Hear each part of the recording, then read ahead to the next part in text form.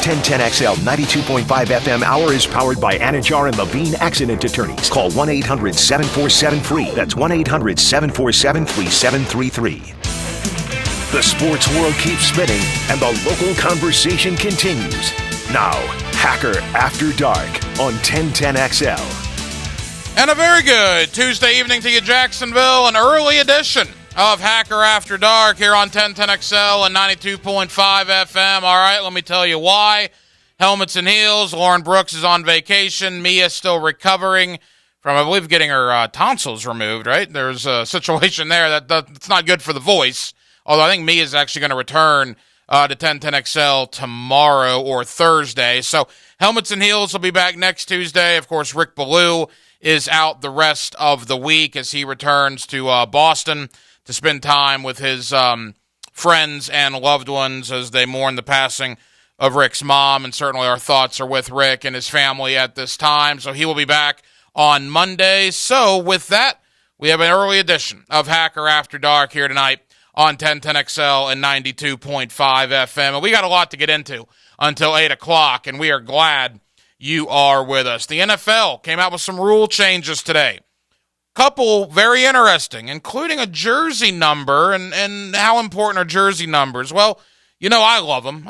They're good trivia questions, right? But I think what it says here in Jacksonville for who got the number 0 right off the bat is very interesting, and we'll talk about that in just a moment. We also are going to do a little college football coming up in about 20 minutes. Florida State, and Miami, all in the midst of spring football. In fact, Florida and Florida State almost at the midway point of spring football. The orange and blue game 2 weeks from Thursday. The garnet and gold game 2 weeks from Saturday. So Josh Pate of Late Kick Podcast, the Late Kick Live program, CBS Sports HQ. Josh does a terrific job covering college football, and he will join us coming up here in about 15 minutes to talk a little Gators, Hurricanes, and Seminoles.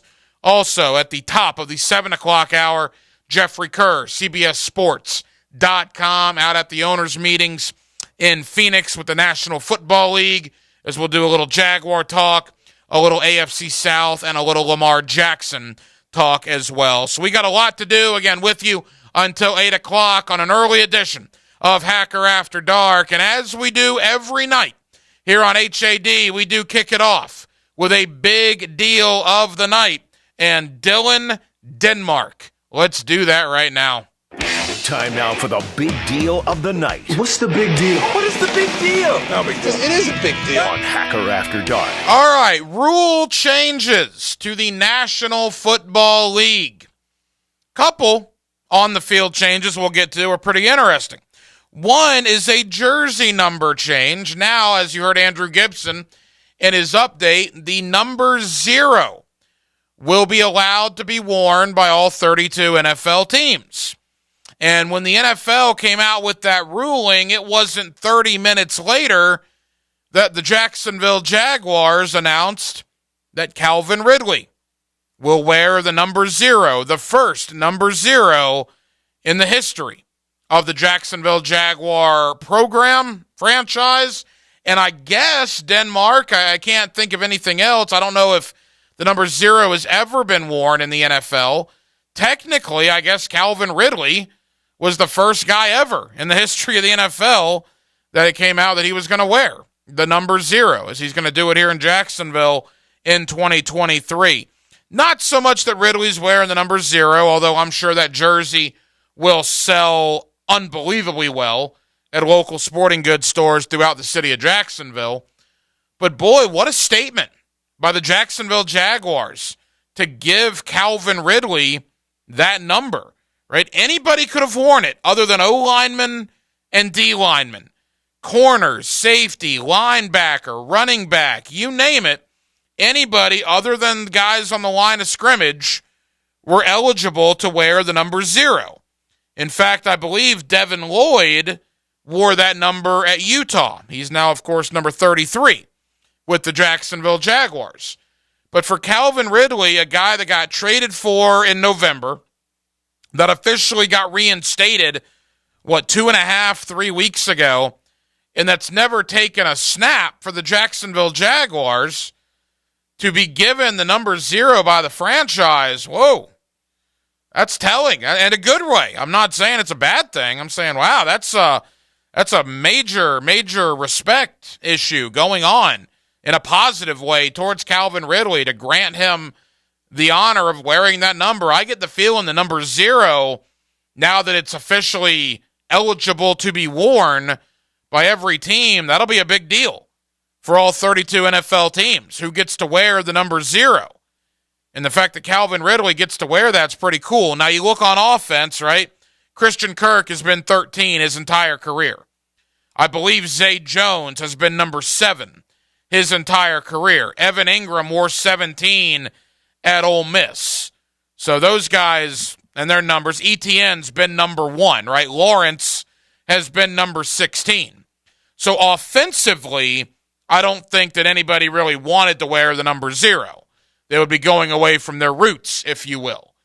Defensively, look, Devin Lloyd wore that in college. You know, whether Andre Sisco, Rayshon Jenkins, Darius Williams, I have no way of knowing.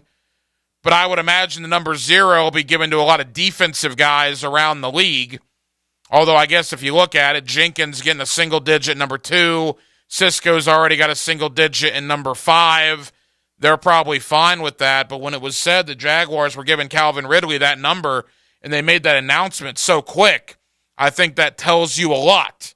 That tells you an awful lot about how much they think of Calvin Ridley in that stadium in downtown Jacksonville. Other things that happened today with rule changes in the National Football League.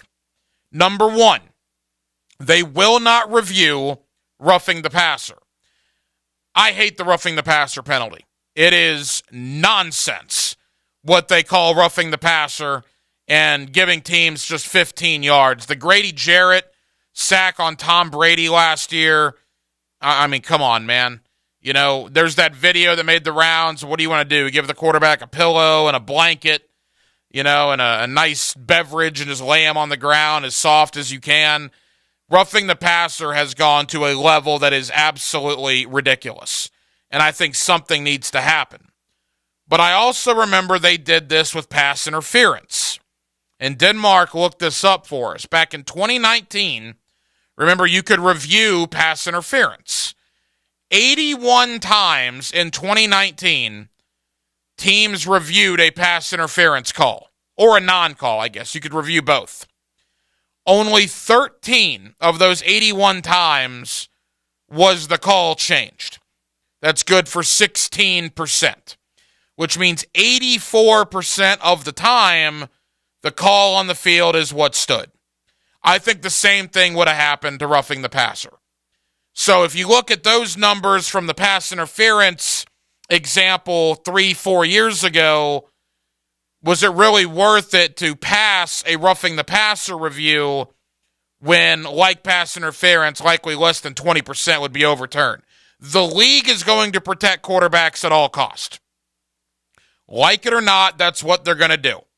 And luckily for Jacksonville, as he gets older and mature and better and you know more popular nationally, Trevor Lawrence will be one of those quarterbacks they protect. We know they protect Mahomes. Mahomes will get at least one roughing the passer every game. They protect Burrow. They protect Herbert, Josh Allen.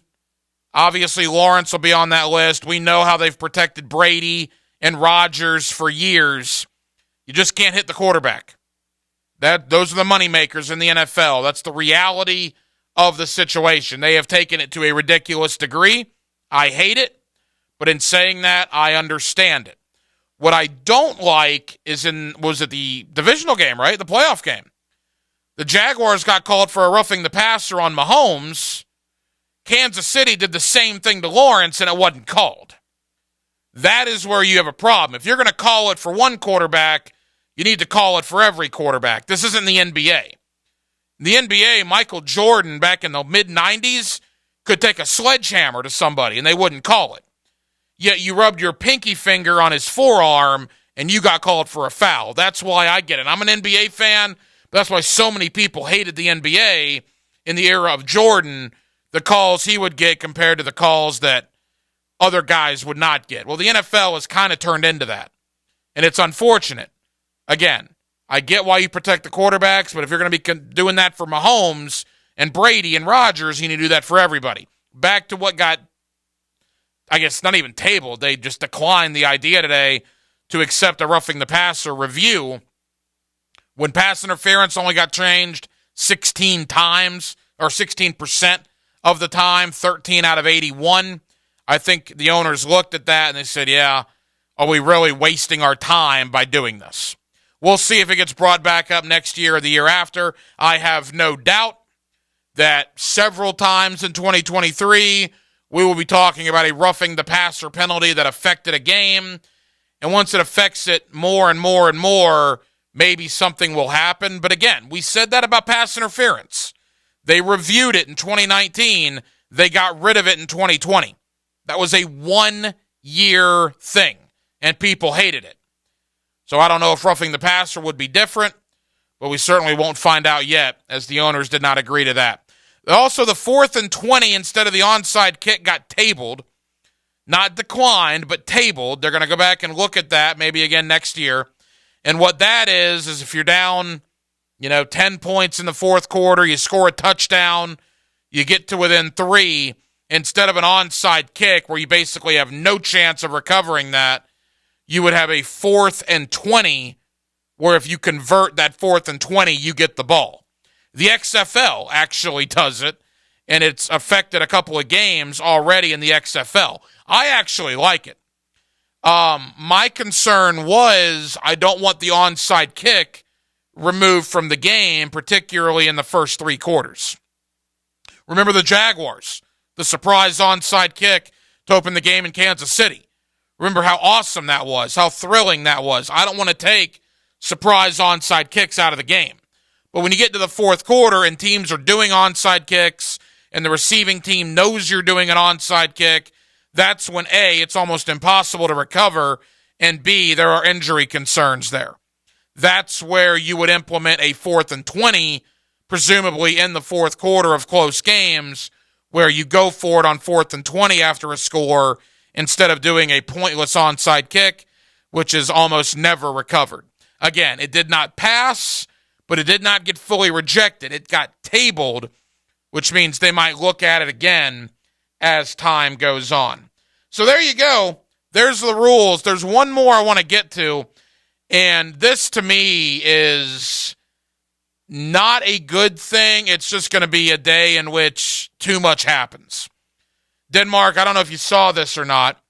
Normally, the NFL, during training camp in the preseason, went from 90 players to 75 and then 75 to 53.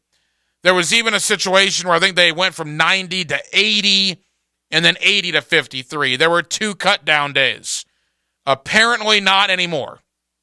Apparently August the 29th is going to be a horrible day in the NFL now, because that's when every NFL roster will get trimmed from 90 to 53. I like that better. Yeah, I understand why they're doing it, because when you trim a roster from 90 to 80 or 90 to 75 and you still have one preseason game left, you might have to play some guys that are actually making the team. What this is going to do for that third preseason game is you're basically going to play all the guys you plan on releasing. So if you're playing in preseason game 3, that's probably not a good thing for an overwhelming majority of guys that will be playing in preseason game 3. They're likely to be gone on August the 29th. But it's just going to be overload, man. I mean, do some quick Baldwin math in there, Denmark. Probably need a calculator for this. What's 32 times 37? Because whatever 32 times 37 is, that's how many guys are going to be released on August the 29th. I mean, that's going to be insane. You're going to have 1,184. You're going to have 1,184 players released in one day. 1,184 guys are going to be shown the door on August, I believe, the 29th. That is going to be some day in the National Football League. But again, They don't want 2 cut-down days now. They want 1. All right. So the Jaguars, like every other team now on August the 29th, with a 90-man roster, they will cut everybody in 1 day. And then I presume the practice squad, you get, I don't even know how the waiver wire is going to work in that situation when 1,184 guys hit the waiver wire. Can you imagine the next day or two on the waiver wire after that happens? Whew, that might be a trial and error situation.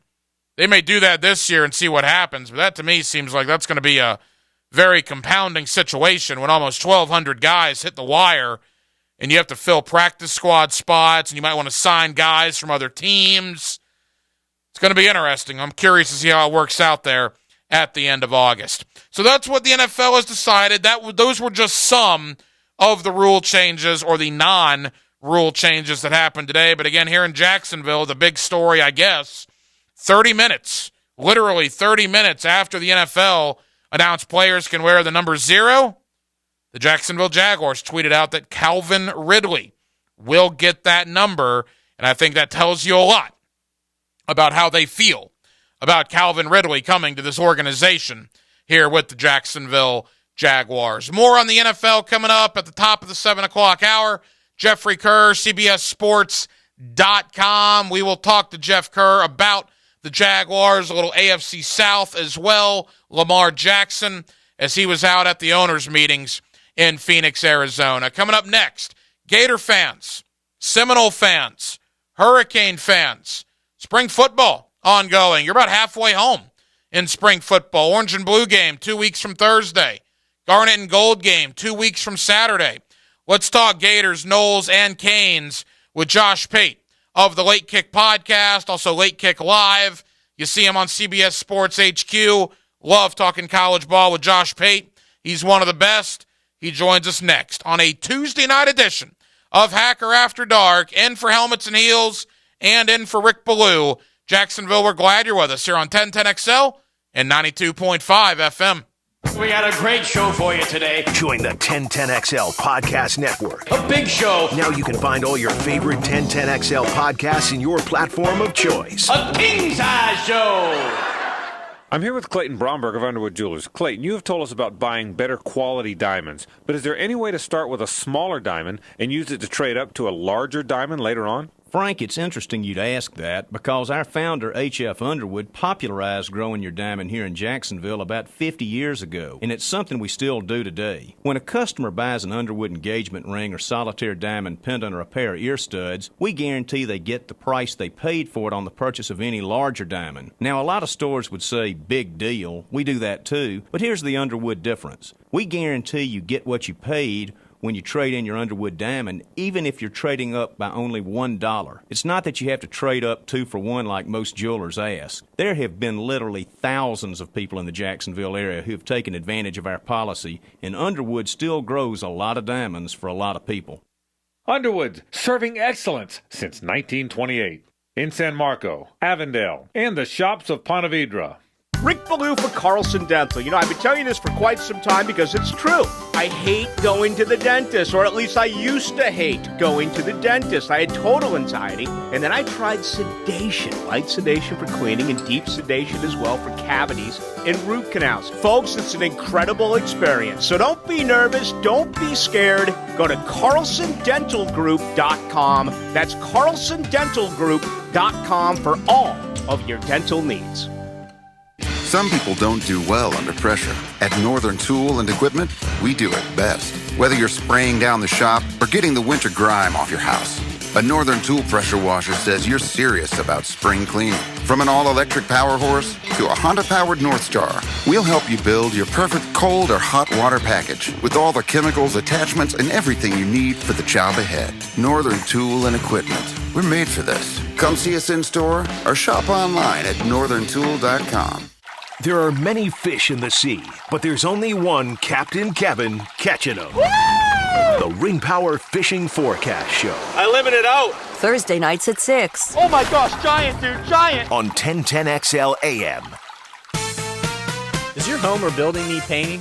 For over 20 years, Performance Painting has had the privilege of preserving many of Jacksonville's most prominent buildings. That said, we feel like we're just getting started. I'm Jason Parker, and our team thrives on preparing, protecting, and preserving the homes, businesses, and public buildings that make up our local landscape. Contact us today to put our years of experience to work for you. Performance Painting. Prepare, protect, preserve. Performance painting. Jacksonville is a great place to live. And if you love where you live, you should invest in it. That's why more and more people bank with One-to-One Financial, Jacksonville's hometown credit union. We invest every penny back into North Florida, backing the very best small businesses, nonprofits, and of course the family home. Why put your money with some big out-of-state bank when you can invest in where you love to live? One-to-One Financial, we're your hometown credit union. Sign up today at one-to-one-fcu.org. Federally insured by NCUA. Did you know that all graduates of Local 234's apprenticeship program are licensed journeymen? That means all plumbers, pipe fitters, welders, and HVAC techs will have hundreds of hours of experience and have passed the Jacksonville City Licensed Journeyman exam. They're the best trained and safest skilled tradespeople in the industry. Don't leave yourself exposed to inadequate workmanship or even danger. Always hire a licensed journeyman. Local 234.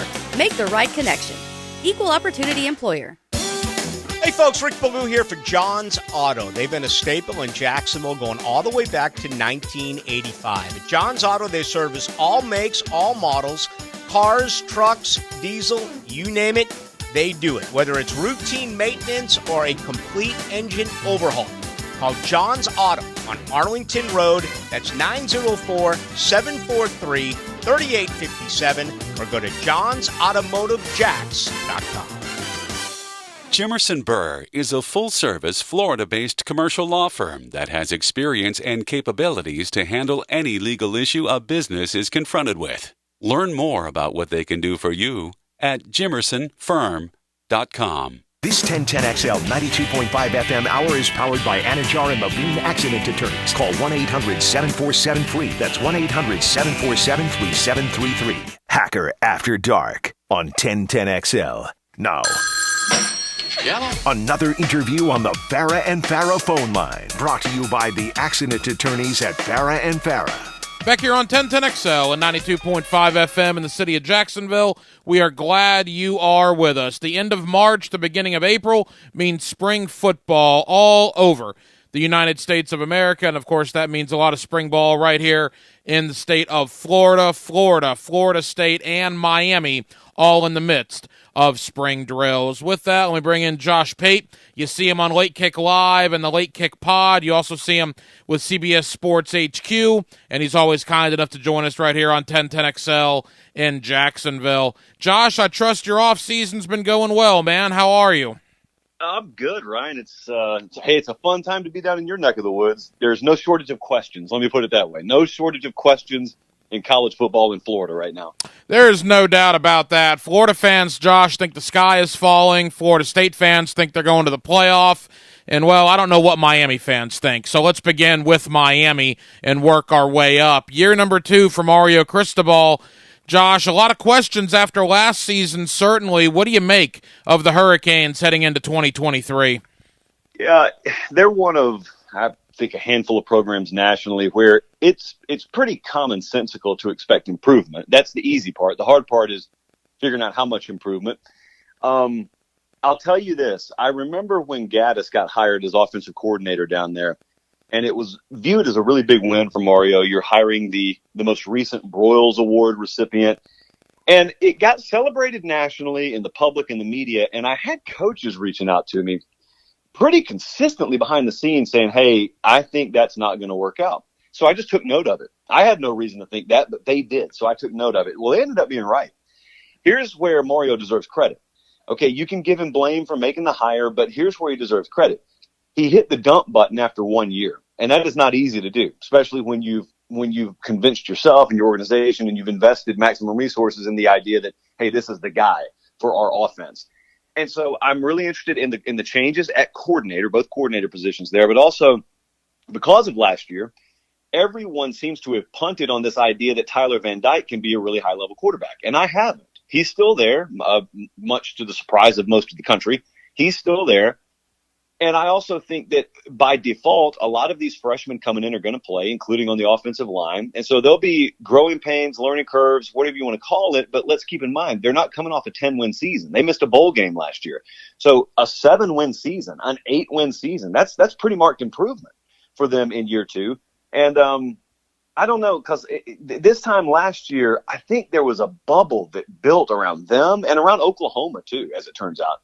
There were bubbles that built around these new coaches inheriting first-year programs because people just thought, oh, the talent's there, they'll win immediately. Talent roster and new culture, they don't always mesh, and if they don't, it can be kind of oil and water right off the bat. That doesn't mean long-term it can't work out, though. You know, you mentioned Tyler Van Dyke, and you're exactly right. I remember mock drafts early last year. He and Anthony Richardson were in like the top 15 of every mock draft that was going before the college football season started. And, of course, Anthony has now moved on. He's projected to be probably a top 10 pick at this point. But Tyler Van Dyke is back in Coral Gables. I guess the one question with him, Josh, is the health, right? I mean, can he stay healthy? There is no Jake Garcia now to back him up. So if he were to go down again, Miami would have problems, it looks like, at quarterback. But if he stays healthy, there is still a lot of talent there for Tyler Van Dyke. There sure is. But at the same time, I mean, that's, you know, the Senate could say, well, yeah, Ryan, but that's a question with every quarterback. Yeah, that's true. Some of those quarterbacks have All-American caliber or Joe Moore Award caliber offensive lines to play behind. We don't know. We have no idea what the caliber of this Miami offensive line will be. But if it is halfway decent, and if he is able to keep himself upright and healthy, and he's able to put together a 12-game stretch where he is playing at his highest level, I simply think the staff in place this year, the offensive plan in place, will put him in a better position to succeed. Josh Pape of Late Kick Live and the Late Kick Pod. You also catch him on CBS Sports HQ. He's always kind enough to join us here on 1010XL in Jacksonville. Josh, let's go to Gainesville. Boy, what an offseason it's been, from the Jaden Rashada NIL fiasco to Patrick Toney and a couple other assistants leaving less than a month ago, to hiring a 29-year-old defensive coordinator in Austin Armstrong, to now it appears that Graham Mertz, it gets the keys to the Florida offense. And I can tell you, being here in the state of Florida, a lot of Gator fans aren't very excited at that notion. Josh, what's your thought on the Gators and Billy Napier here in the middle of spring ball? If you go the entire country, major programs, you'd be hard-pressed to find, I'm trying to think as I talk, but I'm pretty sure this is true. You'd be hard-pressed to find a Power 5 program out there that has a bigger, just singular, bold-faced question mark over the logo than Florida. And that's not it's literally what it sounds like. It's not all negative. It's not all positive. There's just so much you cannot know. No matter how close to the program you are, you can't know. The Jaden Rashada stuff, I mean, I talked to a number of people inside the program when that was happening. And I can't overemphasize enough how new all of this is to everyone. Florida just happened to be the program that it happened to. But it was going to happen to someone. Just have massive amounts of egg on your face because you're kind of caught off guard and you're not prepared. No one sat through clinics and sessions over the summer on how to deal with all this stuff. And so that happened. But also that kind of got lumped in, as these things tend to do, with the coaches leaving. And those have nothing to do with each other. And I don't even view the coaches leaving as a negative. I mean, I could easily, if I wanted to pump sunshine, I could spin that around and say, isn't it indicative that Billy Napier knows how to hire guys? If you're losing them to the NFL, you're not losing them to like Southeastern Louisiana. They're not being demoted. And so you got a healthy amount of criticism that I think is fair. You've got a healthy amount of unknown where I think it's more than reasonable to just hold judgment. But at the same time, you don't play 162 games in this sport. You get 12 of them. And that's why every one of them matters to a maximum level. And I don't know what the magic number is this year, but they have got to show that things are trending in the right direction in multiple facets, or else you're in this weird kind of uncomfortable conversation this time next year where it's in the NIL and portal era, when guys are out there making it happen in year one, you're going to find yourself if you don't make it happen by year two. Josh, I'm trying to put a positive spin on this. And look, I'm going to be truthful when I say this. There's no way Graham Mertz is ever going to be Anthony Richardson. He's not going to be asked to be. Richardson will run 80 yards for a touchdown and not think anything of it. But what I've heard from people in Gainesville that have watched spring ball to this point is even though Mertz is not in the same atmosphere, talent-wise, at least athletic ability, as Richardson, on 3rd down and 6, Mertz is more likely to hit a 7-yard seam for a first down than maybe Richardson was last year.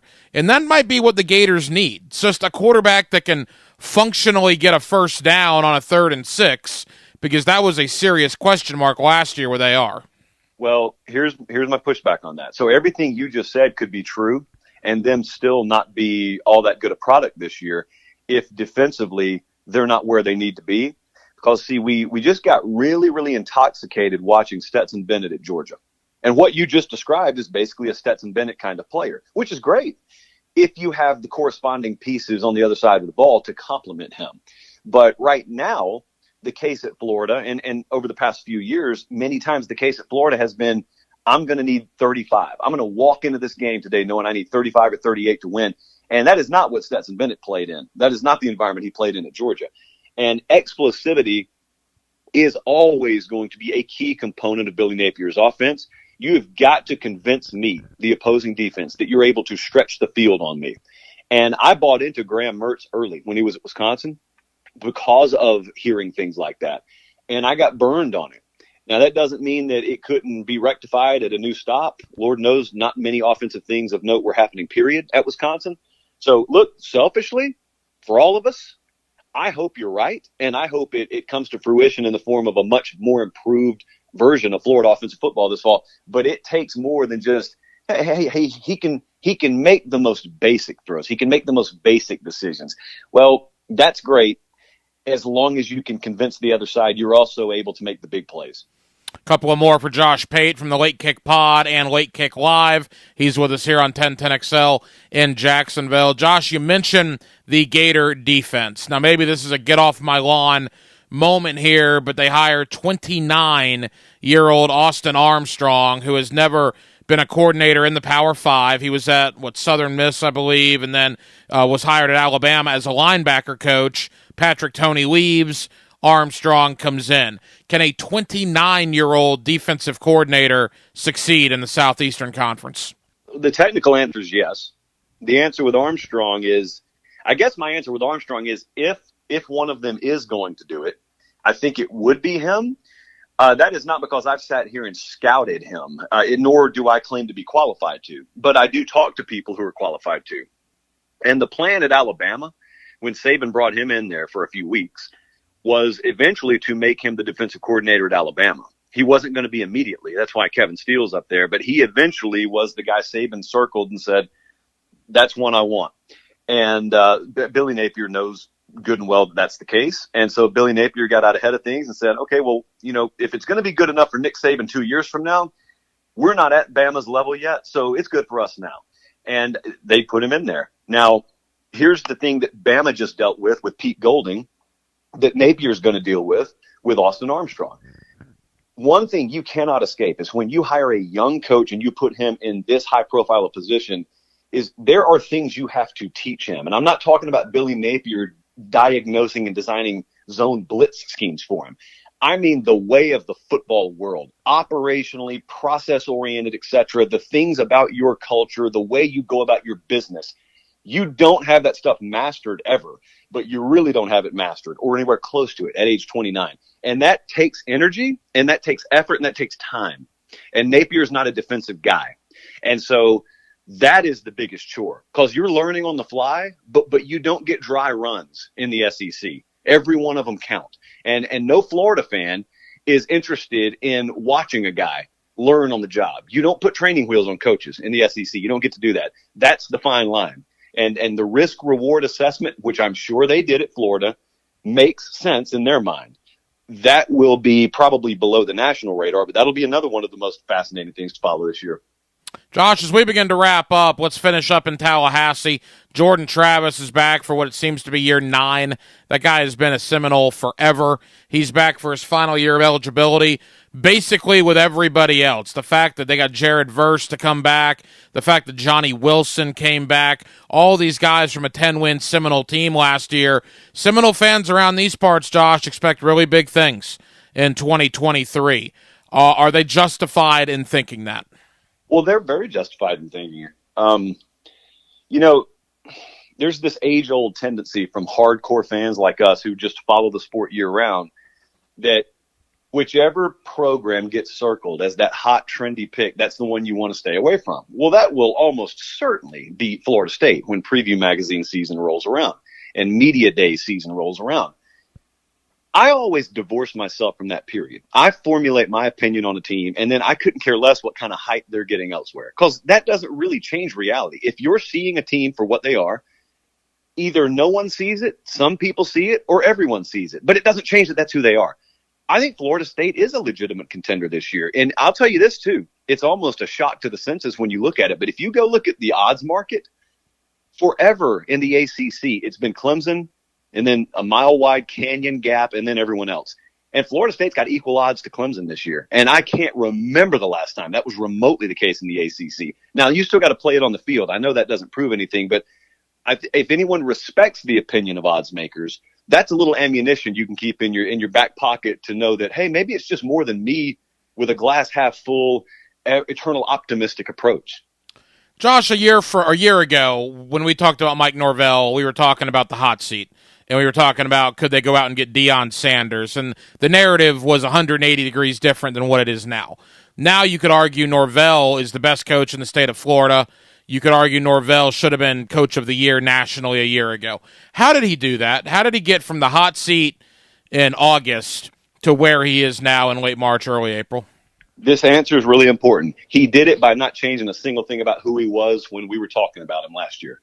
He already was then the same coach he is now. Nothing changed about him. What he did was he walked into Tallahassee, Florida, realized the job at hand, the task at hand. To their credit at Florida State, they got out of the way, they gave him time, and he implemented a process that it turns out was going to take 3 years the whole time before it started yielding fruit. You don't plant the seed and then get the harvest the next day. And I'm going to use this ad nauseum over the next few months when I talk about Texas football, because Texas is in one of the similar spots now that Florida State was last year. You got folks questioning Steve Sarkisian. He hasn't immediately delivered us results. Well, he's entering year 3 now. And I think it could very well be that he does in year 3 in Austin something similar to what Norvell just did in year 3 in Tallahassee. People think when you finally get results, it's because someone changed something. No, it's because they adhered rigidly to the principles they believe in, and it was always just going to take that long to produce the results you wanted. It is very, very important for a bunch of administrators out there to be watching what's happening at Florida State right now. Josh, final question. I'll bring it here locally. Should Gator fans and Hurricane fans then have the patience with Cristobal and Napier that they had in Tallahassee with Norvell? Yeah, you picked up what I was putting down there, because that's exactly who I'm talking about. Among others, I'm talking about folks in the state of Florida. You have no clue what the future holds for Mario Cristobal right now. You have no clue what the future holds for Billy Napier. And if you were convicted enough to make the hire, you were convinced they were the right guy for the job. You cannot hit the dump button before the process of the person you believe in has had time to take root and produce the fruit. Now, if it takes root and it produces rotten fruit, okay, then 3 or 4 years down the road, we can talk and you can hit your dump button and you can do whatever you want to, but you can't. It's just, if you're hiring coaches and then you're having to fire them within the first 2 years for something that's not scandal related, that is not on the coach, in my opinion. That is on lack of foresight to hire the right candidate, and that's an administrative, that's a bureaucratic side of things. That's the equation that's the problem in that case. Josh, tell the good folks here in Jacksonville where they can find the Late Kick Pod, also Late Kick Live, and your work on CBS Sports HQ. I appreciate it, Ryan. Yeah, you can find us anywhere you want. I mean, you can go to the Late Kick YouTube channel, and all the shows are there. If you're a podcast person, search Late Kick wherever you get your pods, and we make that show so it's consumable on your terms, on your schedule. We love when you watch live, but it's not necessary that you watch live. We just hope that you watch or listen. That's all we hope. Josh Pate does a terrific job covering the world of college football, and we love having him on here on 1010XL in Jacksonville. Josh, thank you for the time. We'll talk again soon, my friend. I appreciate it, Ryan. Always a pleasure. There you go, Josh Pate of the Late Kick Podcast, Late Kick Live. You can see him all over social media. I really enjoy his perspective on Florida State, and Miami. I think he was spot on with his analysis of Mike Norvell. Seminole fans, you know this. I mean, I'm not telling you anything that you're not very aware of. Most of you listening right now that bleed garnet and gold wanted Mike Norvell gone 12 months ago. Heck, you wanted Mike Norvell gone 8 months ago.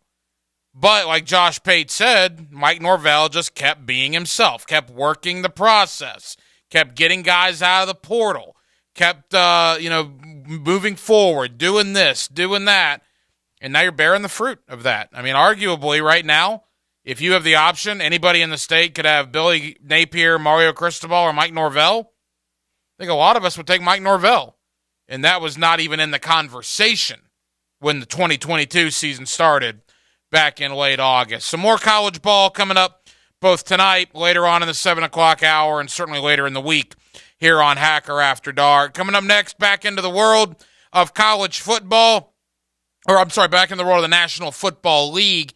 There's a lot of mock drafts that come out this time of year. A lot of mock drafts. And some people try to be different because different mock drafts garner attention. There was a different mock draft today. But I'm not applauding this mock draft. I'm taking the bait because that's all it is. It was clickbait. We'll talk about it next on Hacker After Dark.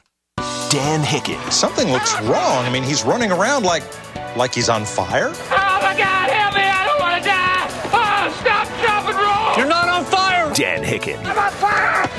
Mornings on 1010XL. Why does everyone seem to hesitate to buy a used car these days? Probably because the warranties stink. Well, we only offer the best cars that can pass our 160-point inspection and qualify for the Beaver Certified program with a 7-year, 100,000-mile warranty. You mean just Chevys and Toyotas, right? Nope, all of them. Nissans? Yep. Fords? That's right. Hondas? You bet. What about all of them? And if you want to see all of them, come see us at Beaver Toyota in St. Augustine or Beaver Chevrolet in Jacksonville. What's the Anajar Levine difference?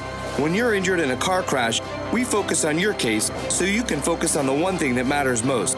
Getting better. I'm Glenn Levine with Anajar Levine. We'll fight to get you the maximum compensation you deserve. Call our legal team right now for a free consultation. 1-800-747-FREE. We'll help you take back control of your life. Call 1-800-747-FREE.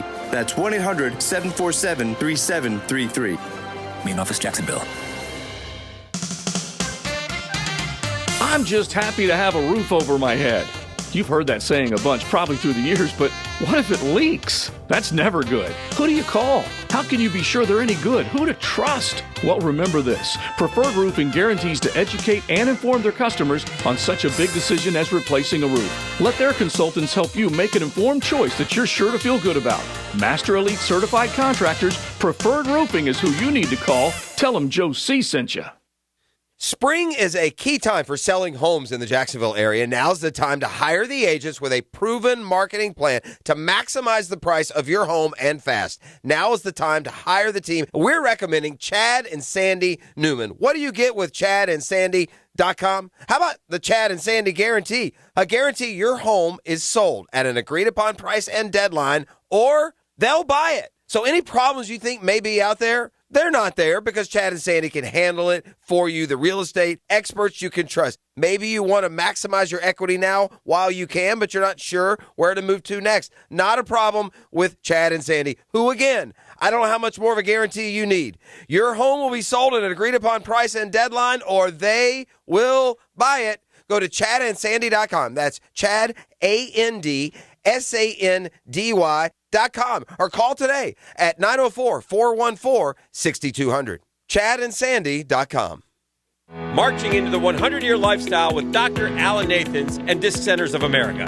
Hicken here to celebrate the grand reopening of Nathan's Family Chiropractic. The drill is going on the road to see the pro in the know, Dr. Nathan's. Come see us Friday, March 31st at Disc Centers of America at Bay Meadows. And make sure you register to win all kinds of prizes at drnathans.com. We're now living longer than ever. Dr. Nathan's can make sure your next years are your best years. Register to win at drnathans.com.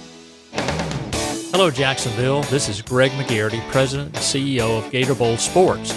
The TaxSlayer Gator Bowl game and events have been a Jacksonville staple for more than 75 years. We support more than 4,200 local youth annually through Gator Bowl charities. Gator Bowl Sports is a perfect way for local companies and individuals to get involved. We'd love to meet with you and talk about how you can join our team. If you'd like to learn more, contact us at 798-1700, 798-1700.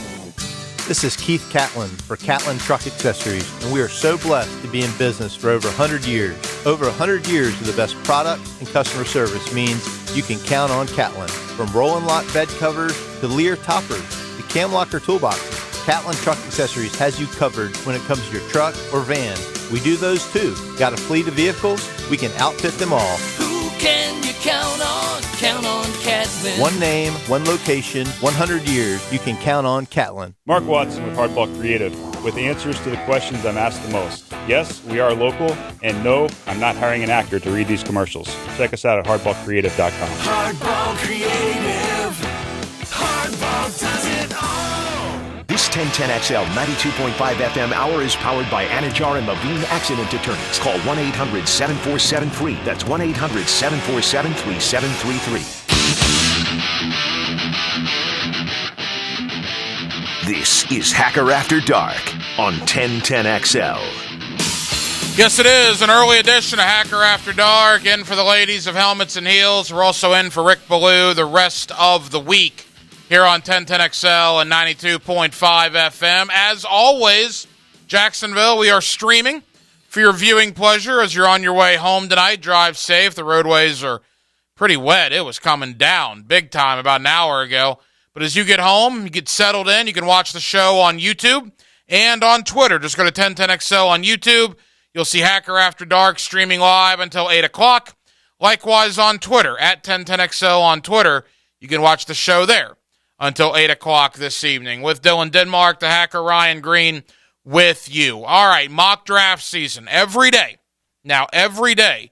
In fact, I believe, Denmark, let me do my Wolfson math and my knowledge of the months.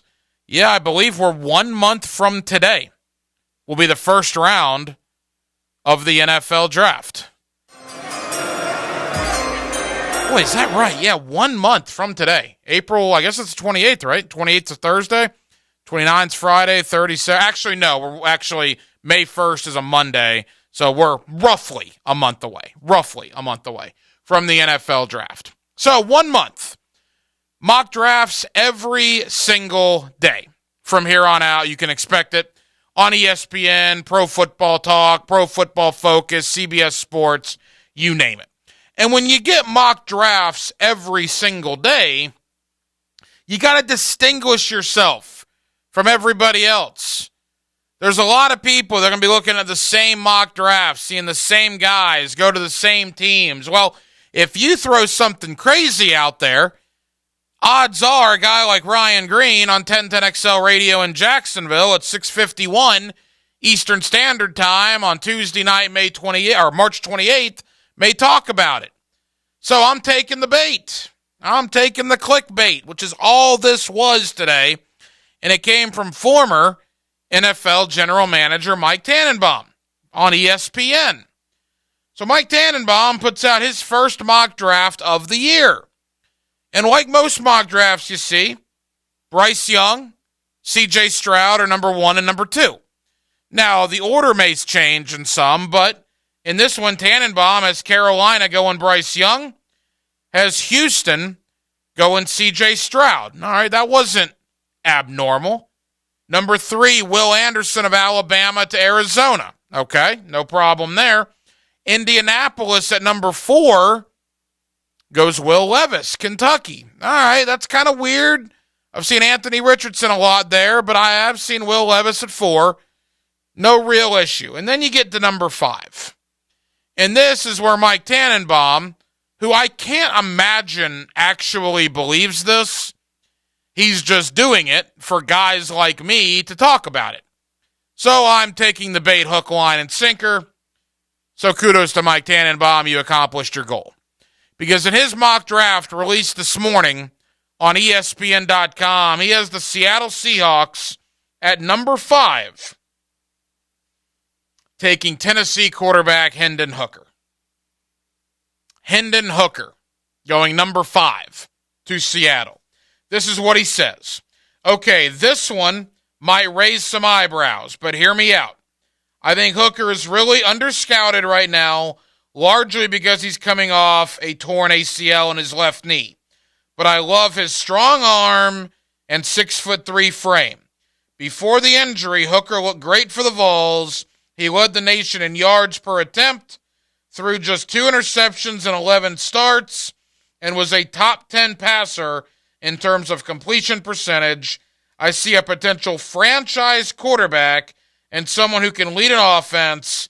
Just go watch his performance against Alabama if you disagree. I like Hendon Hooker. Hendon Hooker was a very good player. In fact, Hendon Hooker, before the injury, you could argue was the Heisman frontrunner. Certainly was in the Heisman conversation prior to the injury. But he's not a top 5 guy. He's coming off a torn ACL, and I believe he's... Denmark, look up the age for Hendon Hooker. He's like 25 years old. Remember, he is the elder statesman of this draft. You're not going to take a quarterback coming off an ACL who's in his mid-20s. 25 is correct. 25! I mean, good heavens, that's just not going to happen. And by the way, for what it's worth, Tannenbaum does not have Anthony Richardson going in the top 10.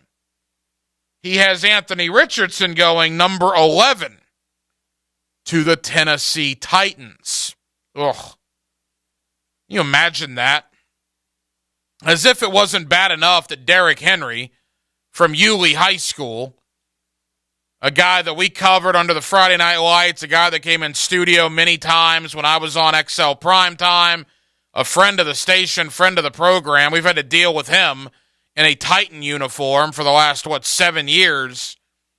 Can you imagine if Anthony Richardson fell to 11 and the Titans drafted him as well? Good grief, man. I do not want to deal with that because I happen to think Anthony Richardson is going to be pretty good. Go anywhere but Tennessee. I would take him in Indianapolis over Tennessee. Jacksonville would have to deal with him twice a year still, but just something about that Titan uniform. The AFC South's going to have a lot. Imagine that scenario, by the way. Imagine Tannenbaum. Take out Hendon Hooker to Seattle, because that's not going to happen. But Tannenbaum has Houston going quarterback at 2 with C.J. Stroud. Has Indianapolis going quarterback at 4 with Will Levis. And has Tennessee going quarterback at 11 with Anthony Richardson. The Jaguars should own this division in 2023. They will be the most overwhelming favorite of any division in the National Football League and all the preseason magazines. It will be a failure. It will not be a disappointment. It will not be cause for concern. It will flat out 100% be a failure if the Jaguars do not win the AFC South, when you consider Houston and Indy both have first-year head coaches, both are going to draft quarterbacks in the top 5 more than likely, assuming Indy doesn't get Lamar Jackson, so I'll put that caveat there. And in Tennessee's case, I don't think they're going to take Anthony Richardson because I don't think he's going to be there at 11. Tennessee is in a full retooling, if not rebuilding. They've lost a lot of veterans. They're replacing them with guys that have not played a lot of football. So Jacksonville, when Athlon and Lindy's and ESPN and all these preseason magazines come out after the draft, they will be the most overwhelming favorite of any division in the National Football League.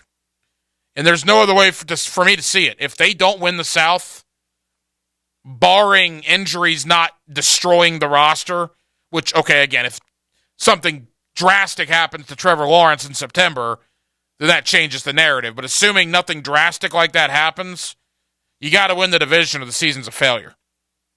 Absolutely no question about it. 1 hour down, 1 hour to go, Jacksonville. We are with you till 8 o'clock. We're glad you're with us here on an early edition of Hacker After Dark. Let's talk Jaguars. Let's talk AFC South. Let's talk Lamar Jackson and how real the interest is in Indianapolis about acquiring Lamar Jackson. My friend Jeff Kerr, National Football League writer, CBSSports.com, out in Phoenix at the owners' meetings. We'll talk to Jeff Kerr about all of that next on a Tuesday night edition of Hacker After Dark. Now, another classic moment in Jags history. Now he's going to run. It's a draw. He's across the 5 and into the end zone. Touchdown.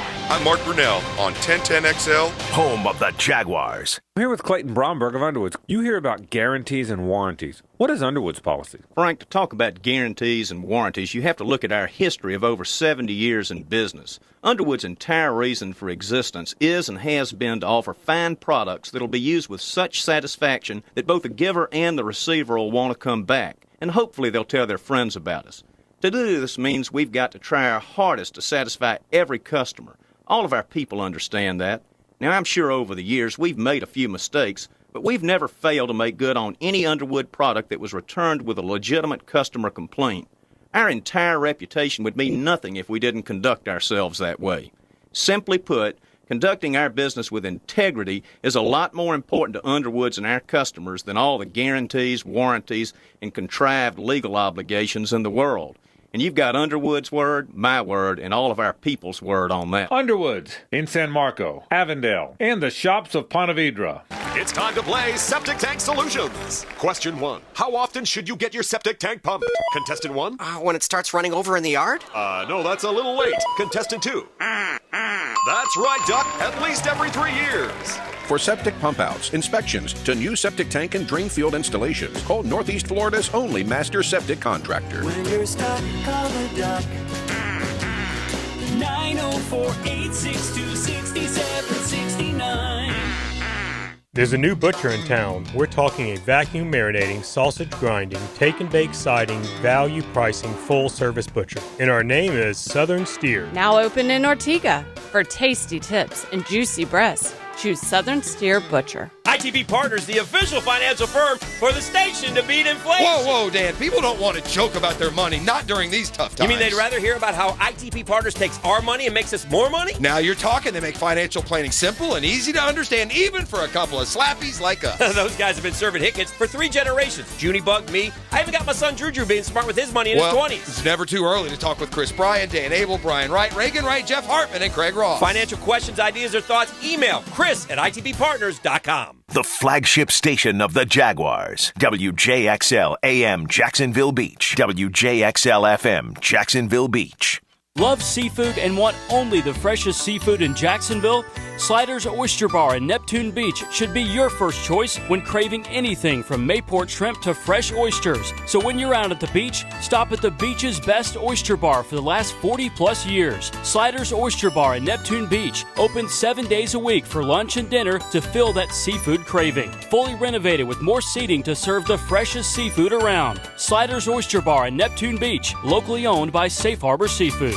Whether you're undertaking a major home renovation or just a simple repair request, American Electrical is your 5-star Jacksonville-based electrician to get the work done right. Experienced design building department working seamlessly with their electrical contracting department to help you create beautiful lighting spaces and electrical plans that make your house flow. And remember, with American Electrical, it's wired right at a fair price. Call American Electric at 737-7770. Look for that red, white, and blue eagle on the side of their truck, and you'll know it's American Electrical.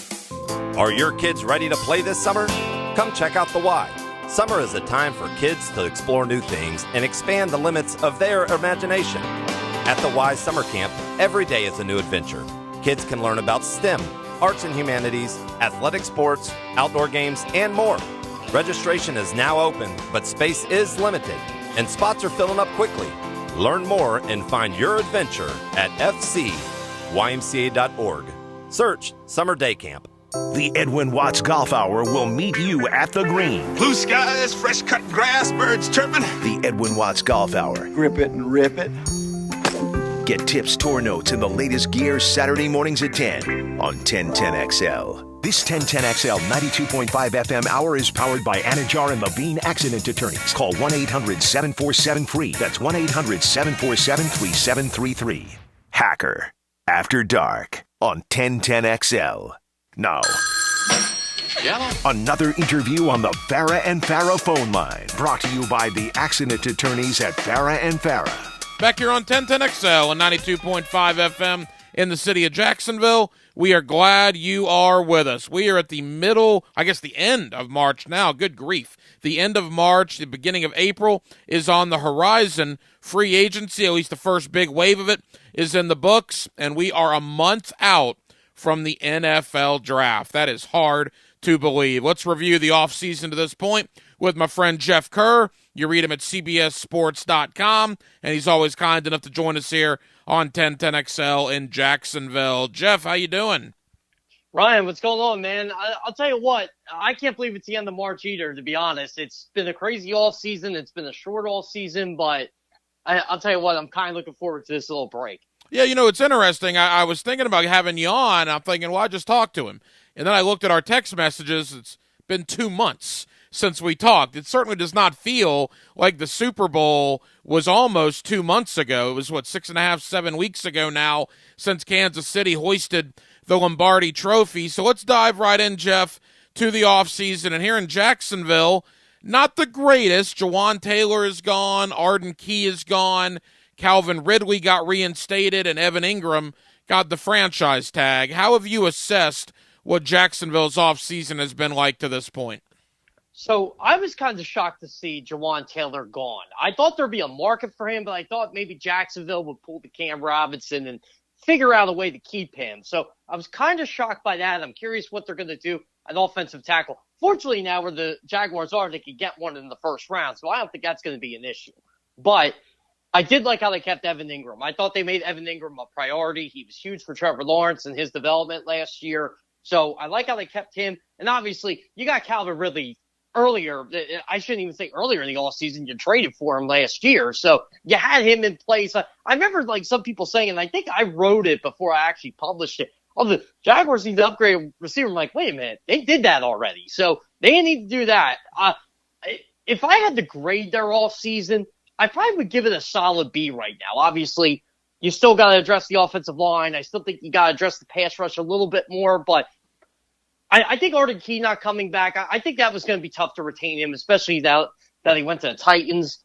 But keeping Evan Ingram, getting Calvin Ridley, you got Trevor Lawrence, some skill position players. You can replenish the draft with offensive linemen and defensive linemen. I think it's a good draft for that, so I'll give him a B. You know, and just, you know, when you visualize what the Jaguar offense looks like in a 3 wide receiver set, ideally you have Christian Kirk, Zay Jones, Calvin Ridley with Evan Ingram, Travis Etienne in the backfield, and Trevor Lawrence. Jeff, I got to tell you, man, that brings a smile to a lot of faces here in Jacksonville, visualizing what that may look like come early to mid-September. Yeah, Ryan, so what I'm looking at Jacksonville is, last year they made the Final Four in the AFC, right? And they took Kansas City to the brink, essentially. I know Patrick Mahomes did get hurt that game. We didn't really get to see the shootout we all thought we were going to see, but now it's not that they can get to the Final Four again, but how much can they improve from year 1 to year 2 under Doug Pearson? Yeah, they won the division last year. They won a playoff game. Awesome. Can they get back to the divisional round? Could they potentially get to the AFC Championship game? It feels like, and again, based out of Philadelphia, it feels like the 2000 Eagles, they overachieved big time, and they won a playoff game. The next year, they took the next step. They didn't do a lot of internal improvements in the offseason, made a couple changes here and there, but overall, it was the same team, but they were more experienced and they got further. I think that's Jacksonville's goal now. And Doug Pearson should know this because, he played for Andy Reid. Now, he wasn't on those teams in 2000, 2001 with Philadelphia, but he was part of that core that ultimately got to the postseason, just he wasn't there. So I think Doug Pearson knows the stakes. I think he overachieved, again, just like his first year coaching the Eagles in 2016, and then they reached the Super Bowl. I think it's all going to depend on how much Trevor Lawrence develops, and you got to be excited for that because right now you could argue he's a top 5, top 6 quarterback in his own conference. Jeff Kerr, CBSSports.com, here with us on 1010XL in Jacksonville. Jeff, you spend a lot of time in NFC East territory. You certainly are very familiar with the Philadelphia Eagles. Doug Peterson, year one as their head coach to year two. How much did Philadelphia's offense improve, and could we see something similar to that here in Jacksonville?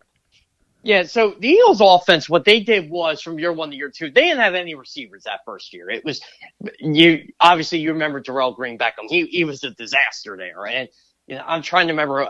Nelson Aguilar got benched. He was terrible. So what the Eagles did was they moved Aguilar to a slot, and they ended up signing Alshon Jeffrey and Torrey Smith, and they worked out really well. And Zach Ertz took his game to the next level. Again, the tight end, I think Evan Ingram could do that.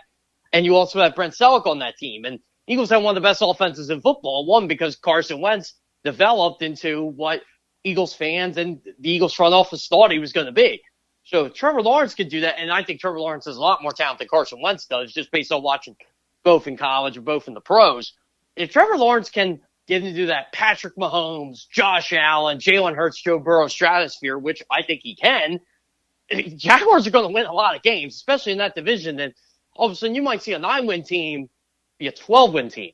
I think that division's getting better, but Jacksonville just seems like they're ahead of the curve right now. And even if the Colts, for example, would, just pony up and get Lamar Jackson, I don't think it's going to matter. I just think Jacksonville's going to be the best team in there, and I think you could see an 11, 12-win team based on the changes they made. You mentioned the AFC South. Let's dive into that. Let's begin with Tennessee. Jeff, I'm not sure what they're doing. They cut a lot of veterans, a lot of expensive guys.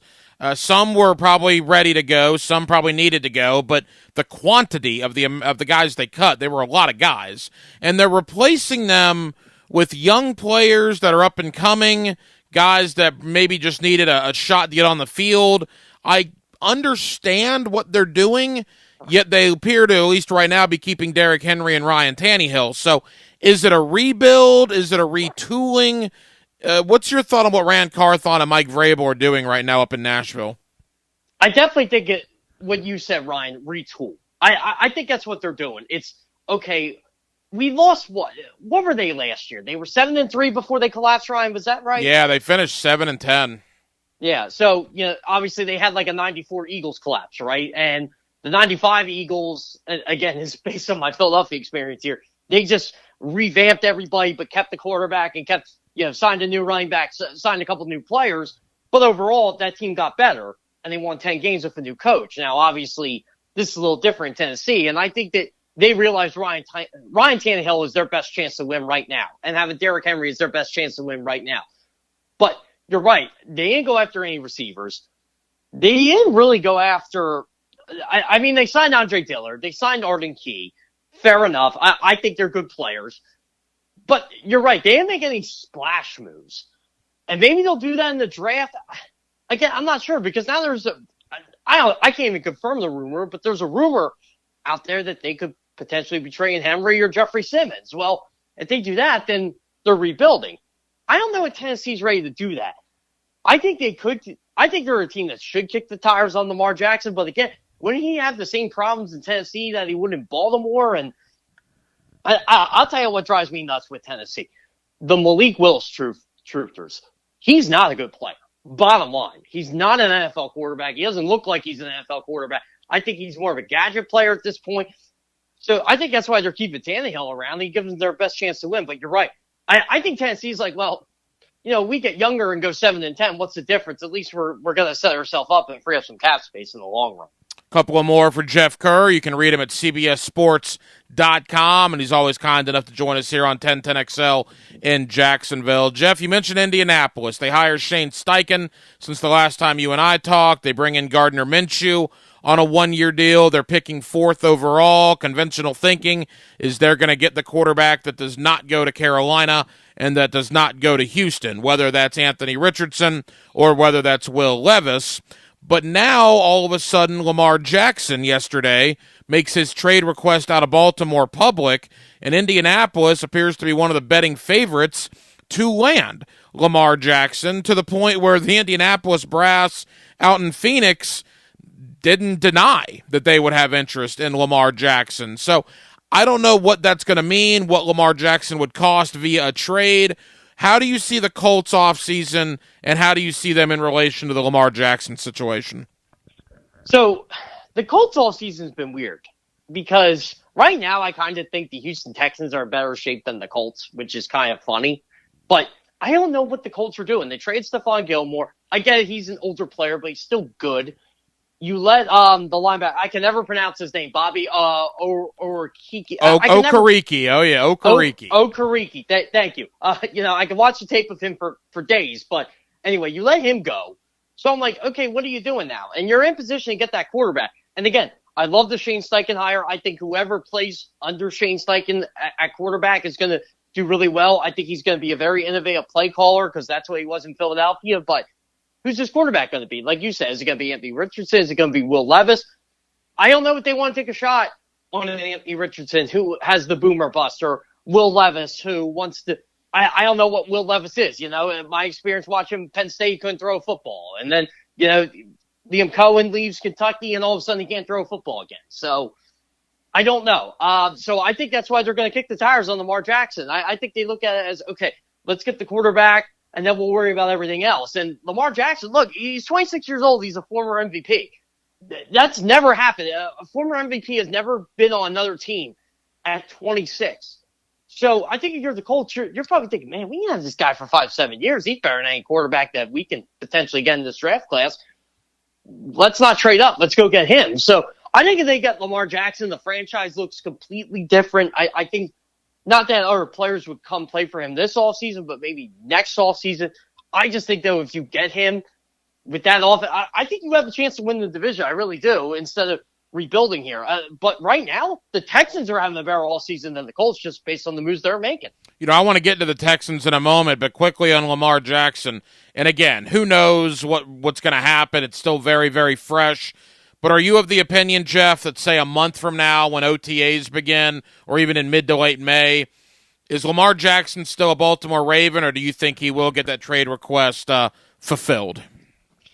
So if you would have asked me 3 weeks ago, I would have said he would have been back in the Ravens uniform. I think bridges are burned now. I think John Harbaugh and Eric DeCosta want him back, but I don't think they value Lamar Jackson the way he thinks he should be valued. And Lamar Jackson wants a fully guaranteed contract, and I think he may have the balk at that. Everybody's saying collusion. I don't think it's collusion. I just don't think they want to be the NBA, And look, you're seeing the Ben Simmons situation play out. It's what happens when these players want to hold out and they're getting fully guaranteed deals. You got Pam, right? I don't know. It's just a messy situation. I think Lamar Jackson deserves every bit of money that's coming to him, and I think he does ultimately deserve a fully guaranteed deal. I just think the Cleveland Browns did something really stupid with Deshaun Watson, and I think other NFL players want to kind of follow suit on that because of a dumb franchise making a dumb decision. Yeah, to that point, because, again, Trevor Lawrence is going to get paid pretty soon here in Jacksonville. We're waiting on the deals for Burrow in Cincinnati and Herbert in L.A. In your conversations with people around the league, Jeff, how much do other teams absolutely hate the Cleveland Browns now for giving Deshaun Watson, $250 million that was all fully guaranteed? Yeah, with baggage, too. That's the thing. I talk to people around the league about Lamar Jackson all the time. I've covered plenty of Ravens games. You never hear of an inch of trouble with Lamar Jackson. He's everything you want in a quarterback. He just wants to get paid. I don't blame him. I would want to get paid too. Lamar Jackson has done everything right, and he's getting treated like how he's getting treated. I think it's terrible, personally. Like, if there's a guy that should set who you give fully guaranteed money to, that would be Lamar Jackson, not Deshaun Watson. That's why everybody hates Cleveland. I think the NFL should have ultimately stepped in there and nixed the deal and say, no, this guy has too much baggage. You're not giving him this. You can give him that contract, but you're not giving him fully guaranteed. Sorry. Final moments here with Jeff Kerr. All right, Jeff, leave us with this. Houston, the other team in the AFC South. You said you think they're better right now on paper than Indianapolis. They've hired DeMeco Ryans. They've brought in some veteran free agents. I really like what they did in the draft last year. You can tell what they're doing, building a nice nucleus, and it appears they're going to get their quarterback of the future, whether that's C.J. Stroud or Bryce Young. So you agree the arrow is pointing up there for the Houston Texans? Yeah, I think so. I really like what Houston's doing. Just they're making smart decisions, right? And it feels like they can finally rebuild that team after the Deshaun Watson mess and the cap situation. Everybody wants to go Nick Caserio, but I think it always was going to be a 3 to 5 year process with the Houston Texans. And what are we on? I think it's year 3. I'm not even sure anymore because 2021 was a waste. Then they got some picks back because remember they made some bad picks. But the Laramie Tunsil signing I thought was genius. And again, he represents himself, and they seem to have no issues there. So I think it's the player and the trust of the franchise. He said, look, this is a good franchise to play for. J.J. Watt has said that. I think a lot of people know the Houston Texans and how they take care of their players. It's just they want to take care of the right players. And I think whoever goes to Houston is going to have success there, just based on how they're building their team. And look, I think Brandon Cooks is the only one who really had issues with Houston. I think it was more of competitiveness than it actually was how he was getting treated. And because they paid him, they took care of him. And they got guys like Dameon Pierce. They got younger receivers. I think I'm trying to remember who they signed at tight end. Dalton Schultz. They got him. So, again, I thought that was a good signing for them. I kind of like what they're doing there. I don't think they're going to be good in 2023, but if you can get a Bryce Young in there, like, say, Carolina's not sure who they want to get, where it's C.J. Stroud or Bryce Young, I think they're going to take whoever the two. But if they get Bryce Young, I think they're going to be set for a long time. Jeff, final question. What are the Chargers and the Bengals waiting for in relation to Burrow and Herbert's extension? Are they waiting for one to go and then the other one will follow suit? Are they waiting for the Lamar Jackson contract? What seems to be the holdup as we get into the month of April and Burrow and Herbert both eligible for extensions? Neither have gotten one to this point. I think it's funny because in Philly, they want to get the Hurts deal done as soon as possible. But remember, Hurts doesn't have the 5th-year option. They do. So maybe that's what it is. Maybe they feel like they can wait another year, which I think benefits Philadelphia greatly. I mean, personally, I think you should get the deals done before Lamar gets the deal done. And, just try to beat everybody to the punch. But it does seem like Herbert's going to make – it doesn't surprise me that the Chargers are waiting on Herbert. And Herbert told me last year it was last February, I think it was. Yeah, it was last February. He goes, look, I want to get an extension done with the Chargers. And I'm willing to do whatever it takes to make sure we can win games for a long time. Well, there you go. Go sign him. Go take care of him. Joe Burrow, again, I think Burrow's kind of the same way. And look, the Bengals have shown they're willing to pony up now, at least contract-wise. But I think, look at the Orlando Brown thing, but you also got paid Jamar Chase, too. So maybe it's going to be a combo thing with them, but I don't know what those two are waiting for. I think maybe it's the 5th-year option that they know they have more time, but wouldn't you rather set the market than be reactionary to it? I certainly would, and here in Jacksonville, we're taking special interest of Burrow and Herbert, and I guess Jalen Hurts even for that matter, too, and the deals they get, because we know what's coming with a Trevor Lawrence contract extension in the next year or two. Jeff Kerr, CBSSports.com. Jeff, I know you're busy with the owners' meetings going on out in Phoenix, brother. Appreciate you taking time out. As always, we'll chat again after the draft, as by that point, it'll be OTA season, which will certainly be hard to believe. Thank you, my friend. It sounds great. Thanks, Ryan. Joe C. We all know this man, and he drinks beer. Matt Hayes. I once had my driver's license suspended. Mia O'Brien. American women are seldom so straightforward. And Leon Searcy. Butt cheeks are tight. XL Prime Time. Noon to 3 on 1010XL. Are you tired of having a plain and boring backyard? Really want to impress your family and friends this year? Then stop by Stone Core on Phillips Highway. Imagine hosting guests at your new outdoor kitchen, relaxing by your custom-built fireplace under a brand new pergola. Stone Core can also remodel your old pool deck and beautiful new pavers.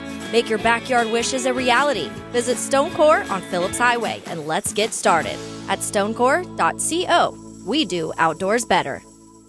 This is Hayes Carline for First Florida Credit Union. There's comfort in having real-time financial solutions you can trust. When it comes to your money, count on First Florida Credit Union. When value counts, rely on First Florida for rates and rewards that give you the freedom to enjoy more of what you want. When service counts, depend on First Florida for the conveniences you expect and the personal connection you deserve. First Florida Credit Union. They're enriching people every day. Federally insured by NCUA, Equal Housing Lender. Quitting tobacco isn't easy. In all honesty, it's a very hard thing to do. The good news is, Tobacco Free Florida is here to help you quit your way. When you call Tobacco Free Florida's phone quit service at 1-877-YOU-CAN-NOW, you'll connect to a quit coach who will help you assess your addiction. You may also qualify for free nicotine patches or gum. So call us at 1-877-YOU-CAN-NOW to double your chances of success. No judgments, just help.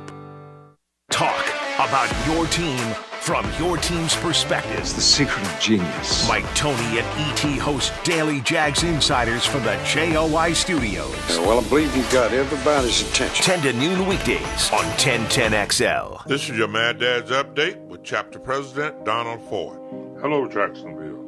I'm going to get right to the heart of the matter. We have had 485 shootings in 2022. This includes murders and individuals being shot.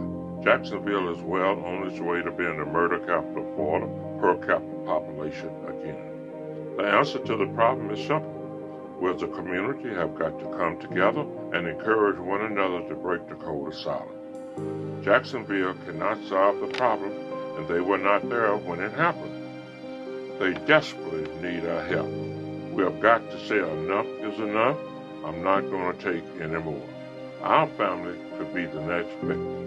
Hit me on Facebook and tell me what you think. For information about Mad Dad, go to Mad Dad's Jacksonville Chapter Facebook or maddadjacksonville.com.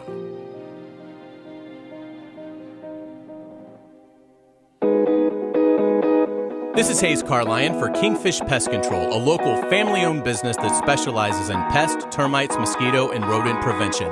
I tell you what, when I got my new home, I had to put on my reporter's hat, find out who really is the best, and it turns out there's no competition. Kingfish provides exceptional service and treats me like a valued customer, not just an account. That's why I wholeheartedly recommend Kingfish Pest Control, proud partner of the Jacksonville Jaguars. This 1010XL 92.5 FM hour is powered by Anajar and Levine Accident Attorneys. Call 1-800-747-FREE. That's 1-800-747-3733.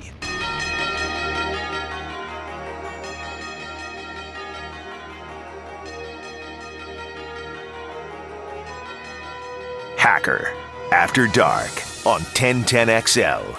Yeah, I mean, it was a great visit with Calais. He's obviously spent 3 years in Jacksonville and helped him get to the AFC Championship game, I believe in 2017, which was his first year. And, guys like that, you cannot, again, pass up on an opportunity. At least bring him in and talk to him, see where he's at too, right? And see if there's a fit. And so that's why we did that. And again, we still got some time, and I know he has some opportunities to go and visit some other teams, but we had a good day. That was Jaguar head coach Doug Peterson yesterday at the NFL owners meetings out in Phoenix, talking about the visit the Jaguars had late last week with Calais Campbell. We know Campbell has visited Atlanta, Jacksonville. I believe he's scheduled to visit the New York Jets.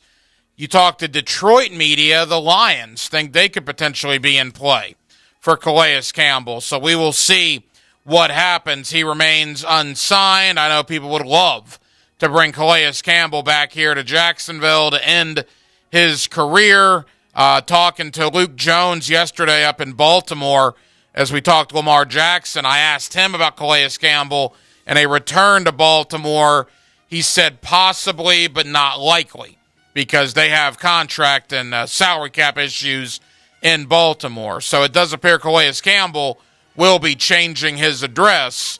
We will just have to see what happens if it is ultimately here in Jacksonville. All right, a couple of things to really dive into.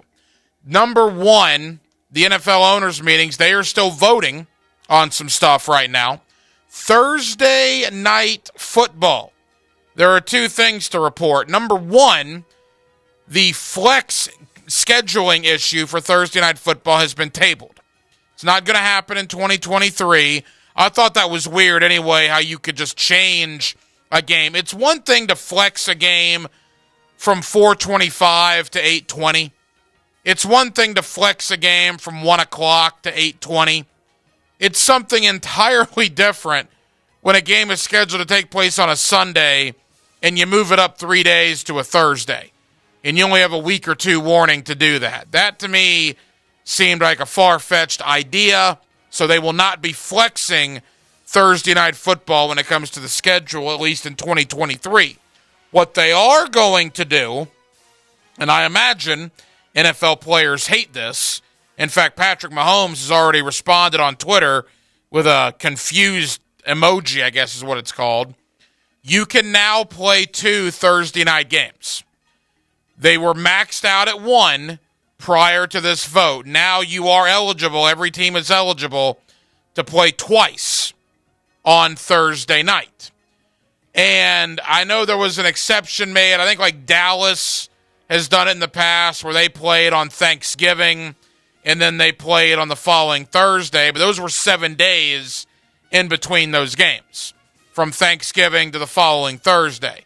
Now what you're saying is teams twice could have to play on Sunday and then turn around and play 4 days later. I don't think NFL players are going to like that. They hate the 1 Thursday night game. If you were to give a team 2 Thursday night games where twice in a year they're only given 4 days off in between games, I just don't think that's going to go over well. Again, this could be another trial and error situation. It looks good on paper in the month of March. The reality may be very different in October and November. We will have to see. Another thing that I find interesting, there were always 2 Red Zone channels, right? Scott Hansen hosted the Red Zone channel on Xfinity and other outlets. Andrew Siciliano hosted the Red Zone channel on DirecTV. Well, remember, NFL Sunday Ticket is leaving DirecTV and is going to, I believe, YouTube TV. So now there's only going to be 1 Red Zone channel. It will be a universal Red Zone channel hosted by Scott Hansen. So you will not have almost competing Red Zone options anymore. The NFL announced today only 1 Red Zone channel, which will be hosted by Scott Hansen. And I always say, and we've had Scott on the program many times over the years, I love going to Jaguar football games. Absolutely love it. But, folks, there is a reason why almost every stadium in the league puts the Red Zone channel on inside their stadium. There's a reason why almost every stadium in the league puts the Red Zone channel on in the lounge areas and the bar areas. The Red Zone channel is addicting. It is absolutely incredible. It is just an overload of information. You see everything, every big play from every game. It is phenomenal. And kudos to Scott Hansen. He's a friend, and now he will be the only Red Zone channel host. Nothing against Andrew Siciliano. I enjoyed that as well. But I always thought it was weird. The NFL almost was competing against itself with 2 Red Zone channels. That is no longer the case, as Scott Hansen will be hosting the only Red Zone channel in town.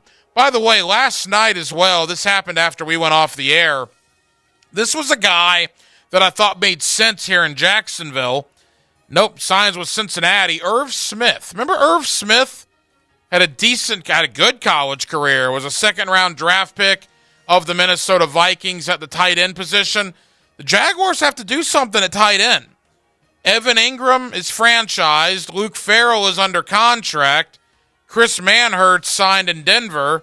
Dan Arnold, who knows what's happening there. He's gone unsigned to this point. I thought Irv Smith was a guy that potentially made sense for the Jaguars. Nope. He ends up going to Cincinnati, where he will join forces in that Bengal offense with Joe Burrow and Jamar Chase and the rest of the Cincinnati Bengals. Keep your eye on that one. To me, that's a sneaky under-the-radar signing. Irv Smith to Cincinnati. In fact, Denmark, go as far as to save the tape on this, because I got a feeling that Irv Smith to Cincinnati signing might be something we revisit. If that guy's healthy, he's a good player. And Cincinnati got him on the cheap last night. That's why I thought he potentially could fit in with Jacksonville. But kudos to Cincinnati for being able to pull that off. More on the National Football League coming up. But we are inside of, 4 days? 5 days to the Final Four. Florida Atlantic and Miami. 2 schools separated by about 50 miles are both in the Final Four. And if both win on Saturday, you would have Florida Atlantic and Miami playing each other for the College Basketball National Championship. That would be awesome. Kevin Rogers in South Florida, WQAM Radio. He's one of our guys when it comes to South Florida sports here on Hacker After Dark. Let's talk Florida Atlantic. Let's talk Miami. Let's talk about what it's like in South Florida with two of their teams headed to the Final Four. That's next on a Tuesday night edition, an early edition of Hacker After Dark with Dylan Denmark, the Hacker Ryan Green with you in Jacksonville, Florida. We are glad you are with us.